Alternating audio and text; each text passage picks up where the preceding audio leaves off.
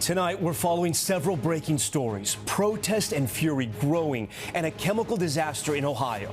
In Los Angeles, a curfew now in effect as frustrations run high over immigration raids. Violent protesters being rounded up, including a man accused of tossing a Molotov cocktail at police.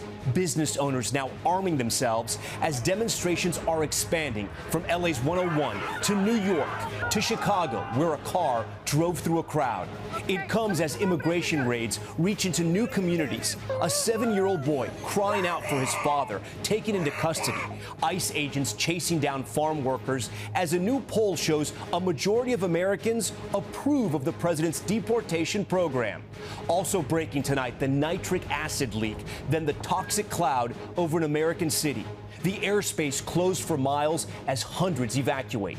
Plus, Elon Musk apologizing to the president. Will the world's most powerful man and the world's richest reunite after that very public breakup? Harvey Weinstein convicted of one sexual assault in his retrial, but found not guilty on another. The woman who brought that allegation sitting down with our Chloe Malas. The new video, a child drowning, no one around who could swim, and the construction worker who jumped into action to save that little boy's life. This is NBC Nightly News with Tom Yamas. And good evening. Tonight as we come on the air, the arrests are mounting. More than 200 so far in Los Angeles, with tonight's new curfew just hours away, including a dramatic arrest. You see it right here. Police pinning the car of a man DHS calls a violent rioter who they say punched an officer. And federal officials arresting a man they say tossed a Molotov cocktail at law enforcement, with frustration boiling over. Those anti-immigration enforcement protests spreading. Overnight clashes got fierce from Portland, seeing tear gas and flares, to Chicago, where a car driving into a crowd is seen right here. ICE raids also ramping up. A 7-year-old boy at an LA car wash in tears after his father was taken away into custody. And now DHS releasing this flyer, urging Americans to report, quote, foreign invaders. Liz Croyd starts us off tonight from Los Angeles. Tonight, just hours before a curfew takes effect for a second night in downtown Los Angeles, protesters again taking to the streets. Demonstrations opposing ICE immigration enforcement operations now in their 6th straight day. Organizers mobilizing across social media. How long do you think this is going to go on? Well, the National Guard said they're going to be here for at least 30 days, so I'd say as long as they're here. Protests overnight in New York, Denver, and Chicago, where a car appears to speed through a crowd of protesters. Texas Republican Governor Greg Abbott deploying the National Guard. We want to make sure that what has happened in California does not happen in Texas. Back here in LA, an arrest captured on video. Federal agents boxing in this car, drawing their weapons. Tonight, DHS telling us it was a targeted arrest of a violent rioter who punched a Customs and Border Protections officer and attempted to flee. Well, tonight, DOJ announcing charges against 2 protesters for allegedly possessing Molotov cocktails, including a man in the U.S. illegally who they say threw this one at police. He's now charged with attempted murder, and the U.S. attorney reviewing other protest videos. They think the mask is saving them. It's not saving them. We're coming after all these people. So let's be clear. This is the beginning, not the end. Meanwhile, business owners boarding up their stores, some heavily armed and standing guard after the city says more than 20 stores were looted since Friday, costing millions of dollars in damage. Just next door, dozens of people broke in. All after another dramatic night in downtown LA. Protests again erupting at LA's federal building, with some demonstrators then briefly making their way onto a major freeway. The police response overwhelming. This is now the second time in 3 days that the highway has been shut down. This is Highway 101. You can see these patrol cars here stopping southbound traffic during rush hour. Police corralling the protesters on a nearby street. Okay, we are witnessing now multiple people get arrested here by CHP officers. They're out on the freeway blocking traffic, blocking people out on the freeway. One by one, the protesters' hands zip-tied and lined up, preparing to be loaded onto buses. This is definitely a change of tactic from what we've seen over the past few days, with officers now detaining many protesters. As LA gears up for the arrival of Marines deployed by President Trump to protect ICE agents, California Democratic Governor Gavin Newsom blaming the president for what he called a brazen abuse of power. California may be first, but it clearly will not end here. Other states are next. Democracy is next. Democracy is under assault before our eyes. This moment we have feared has arrived. Today, the White House firing back. Mayor Bass and Governor Newsom fanned the flames and demonized our brave ICE officers. Instead of defending their city and their state. Liz joins us live once again. You're out there in those protests, Liz. City officials say the curfew is having an impact. Yeah, the city was saying that there are about 200 arrests that happened overnight, but none of them for vandalism or looting. Most of them just for defying the curfew. And the mayor is saying that that proves the curfew is working. In fact, even here at this protest, you can see the National Guard staging. The protesters have mostly been trying to stay on the sidewalk so they're not blocking traffic. We are starting to see some police in riot gear. And there are protests planned tonight, including one in an area where a curfew is not in effect, Tom.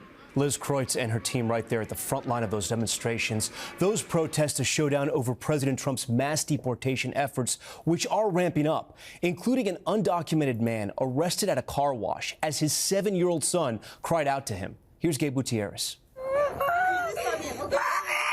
A 7-year-old boy crying out to his father, who'd just been taken into custody by ICE agents at a car wash in Los Angeles. That man undocumented. Another one of his sons, who is a U.S. citizen, just turned 16. Says it easy, brought a lot of joy to my house. And now I feel that without him, the house feels dead.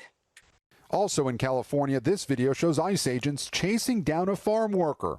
One woman recording on her cell phone when she's confronted by an immigration officer. We're doing our job. You can do whatever you like, but please stand back. In Omaha, the new Democratic mayor's office says ICE detained nearly 80 people at a meatpacking plant. The raid so sudden, workers' lunch boxes were left behind. I don't know why Omaha was targeted. There were 11 million illegal border crossings during the Biden administration. Tonight, President Trump is ramping up his mass deportation plan. Nobody can understand why they allowed people to come into our country totally unvetted, unchecked. The Department of Homeland Security saying in L.A. this week, ICE agents arrested undocumented immigrants with convictions for murder, child molestation, domestic violence, and other serious felonies. A new poll finding a majority of Americans, 54%, approve of the president's deportation program. Now, two sources familiar with the planning of future ICE operations tell NBC News the agency is now preparing to deploy special response tactical teams to 5 cities run by Democrats: Seattle, Chicago, Philadelphia, New York, and the D.C. area. These raids are not isolated incidents. They are direct assault in our immigrant families, on working class neighborhoods. Those sources say it's not clear if the raids in those cities will begin immediately, but the tactical units have been told to be ready to deploy. Tom? All right, Gabe, we thank you for that. We're going to stay at the White House. We move now, though, to the apology from Elon Musk. After his personal attacks against President Trump, the world's richest man saying now he has regrets. Peter Alexander has more on this. Tonight, after that explosive public feud where Elon Musk launched several personal attacks against President Trump, the world's richest man is now apologizing to the world's most powerful man, looking to bury their bitter back and forth. Musk early this morning backing away from some of his online attacks, posting this apology. "I regret some of my posts about President Trump last week. They went too far." The president today telling the New York Post, quote, "I thought it was very nice that he did that." Earlier saying, I have no hard feelings. You know, I was really surprised that happened. And tonight, new details about the private personal diplomacy aimed at repairing their relationship.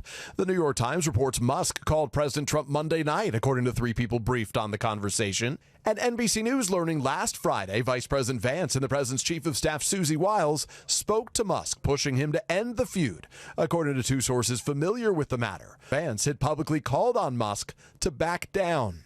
I'm always going to be loyal to the president, and I hope that eventually Elon kind of comes back into the fold. All of it following the dramatic blow-up just days after the president hosted that Oval Office send-off, giving Musk the key to the White House. I look forward to continuing to be a friend and advisor to the president.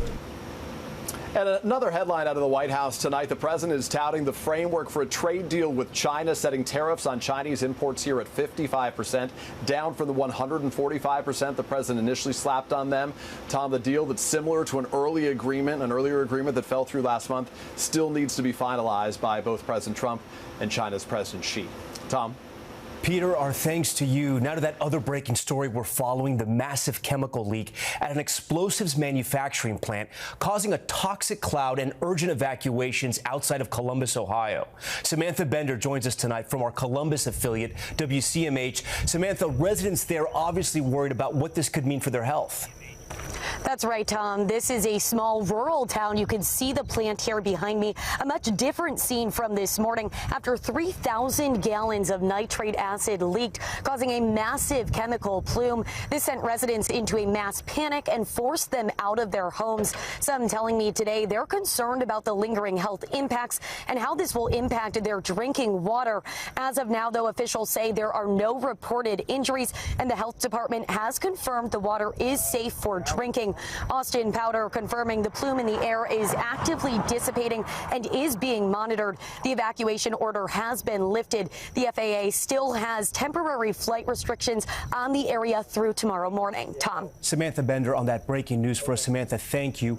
Back here at home to a wild day in court at Harvey Weinstein's sexual assault trial. The jury reaching a split verdict. Chloe Malas reports.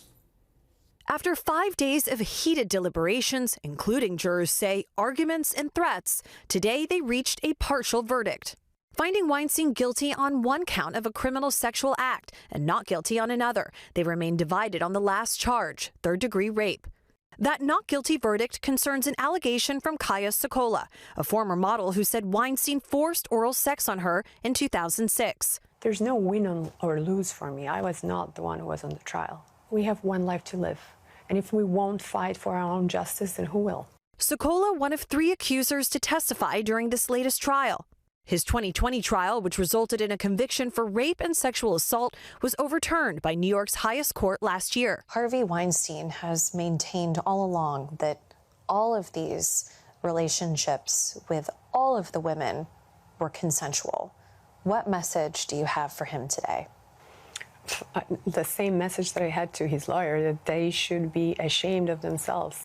Sokola's attorney saying despite the verdict, her testimony was crucial. I don't know that it would have resulted in this conviction if Kaya didn't testify. And so it's a victory no matter what. Last week, Weinstein speaking out in a phone interview. I acted immorally by actions that were stupid, you know what I mean, but never illegal, never criminal. Sokola says she's relieved this chapter is now closed. When you look back at this trial, it doesn't sound like you regret taking part in it. Absolutely not. Absolutely not. You know, I did it not to prove Harvey guilty, because I don't have anything to prove to anyone. Nothing will change that. Chloe Malas, NBC News, New York. When we return, the closing frame of the Karen Read retrial, what she just said outside of court. Stay with us. We are back now with an update on Karen Read's retrial for the murder of her boyfriend. The defense team resting their case today without Read taking the stand. But she did talk to reporters outside of court. Here's Emily Aketa. After nearly 2 months of testimony, Karen Read's murder trial redo entering its final stretch in Massachusetts. Do you think your case is stronger this time? I thought it was strong last year. It's stronger, yes. The defense resting its case today, arguing the police investigation was riddled with errors, and Read never struck her police officer boyfriend John O'Keefe with her car. Read's lawyers pointing to crash recreation tests, contending O'Keefe's injuries don't line up with the collision prosecutors allege. It's inconsistent with the evidence we have, with the actual abrasions to the arm. Multiple defense experts telling the jury the gashes on O'Keefe's arm look more like an animal bite. One person not taking the stand, Karen Read herself. They have heard my interview clips. They've heard my voice. From TV interview clips. I mean, I didn't think I hit him, but could I have clipped him? To voicemails the night O'Keefe died, played for the jury by the prosecution. The prosecution says after a night of drinking, Read struck O'Keefe with her SUV and left him to die in the cold outside of this house. A crash expert for prosecutors testifying that data from Read's car show her SUV drove forward 34 feet and then reversed at nearly 24 miles an hour, just hours before O'Keefe's body was found in that area, now more than 3 years ago. Closing arguments will get underway Friday before jurors get the case. It will be the second time Reed's fate is deliberated after her first trial ended in a hung jury. Tom? All right, Emily Aketa for us. We are back in a moment with the shocking video. Look at this. A Corvette going airborne and crashing hard. Get this. The driver made it out alive. That's next. We are back now with a dramatic pool rescue in Fort Lauderdale as summer starts to heat up. Look at this surveillance video. You can see a little boy there falling into the pool and struggling to get out. The boy's cousin, you also see there, did not know how to swim. Then, out of nowhere, police say a construction worker jumped to the rescue, providing CPR. The boy was then taken to the hospital. Police say tonight he is in good condition. That is great news. And then there's this terrifying crash caught on camera. Look at this, a Corvette racing to the finish line before it goes totally airborne, crashing onto the track before falling off the side of the raceway. It happened during a drag race in Illinois. Somehow, that driver walked away with only minor injuries. And if you recognize these soldiers carrying flowers and a saxophone, you are a massive fan of K-pop. Two more members of the group BTS, Jimin and Jungkook, completed their mandatory service with South Korea's military. Two other members wrapped up their service this week, and fans are cheering for a reunion. They are one of the biggest groups in the world. That's Nightly News for this Wednesday. Remember, tonight and always, we're here for you. I'm Tom Llamas. Thanks so much for watching. Have a great night. We thank you for watching, and remember, stay updated on breaking news and top stories on the NBC News app or watch live on our YouTube channel.